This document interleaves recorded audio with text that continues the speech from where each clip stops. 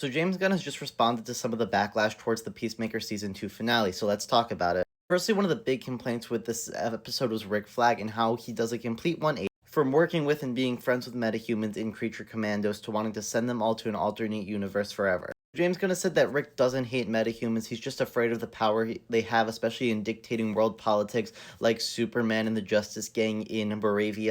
Points out especially Hawkgirl here, which kind of makes sense. I guess it's the idea that there's these people that just have that power to just assassinate world leaders like that. Even though the president of Bravia was a villain in that movie, it still kind of just shows the power they have. He also recognizes how they can't really hold metahumans in prison. You know, they talk about how often they have people breaking out of Bell Reeve or Arkham. But he does say he, of course, hates Peacemaker for killing his son, which is why he ends up there. Personally, I don't mind this change for Rick. It does make sense. It's more of a, this wasn't shown super well in the episode, and I think if it has, it wouldn't feel as off-putting. I could also even see later down the line Lex manipulating him into even putting good metahumans into salvation, like how Hawkgirl and Superman and Justice Gang are specifically referenced here. James Gunn also responded to people saying that they were disappointed that they didn't feel like there were big reveals in the season finale. He said that the big reveals were Checkmate and Salvation. I'm not going to deny that these aren't big reveals. I think the problem that people are having really isn't that there weren't big reveals, and that instead the big reveals are really just meant to set up future projects.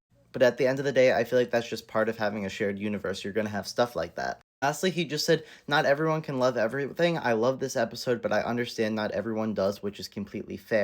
I think this makes a lot of sense that he likes it, but other people aren't. And I think one thing that is happening that a lot of people aren't bringing up is that people might be getting tired of James Gunn.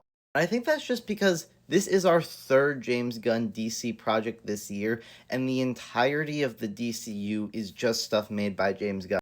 James Gunn has a very specific style. One of those things is his needle drops. This episode was criticized for having 2 concert sequences, while I thought those were very much in character for James Gunn. Now, I still love James Gunn, and I want to see more from him in the DCU in the future, but I'm definitely glad that next year we're kind of taking a break from him and letting other filmmakers do next year's project, because I feel like that's what DCU's really kind of needing right now, is just some variety. Not even in the types of projects that are being released, although we are getting Clayface, which is a very different project next year. It's just who's making them. I'm perfectly fine seeing James Gunn return in the future, and I think we'll all enjoy it more than even people who didn't like this episode specifically because of certain things like how many needle drops there were. At the end of the day, I still think this episode is great, even though I fully understand where people are coming from when they say they didn't like it. But let me know your thoughts in the comments, what you thought of this episode, and don't forget to follow.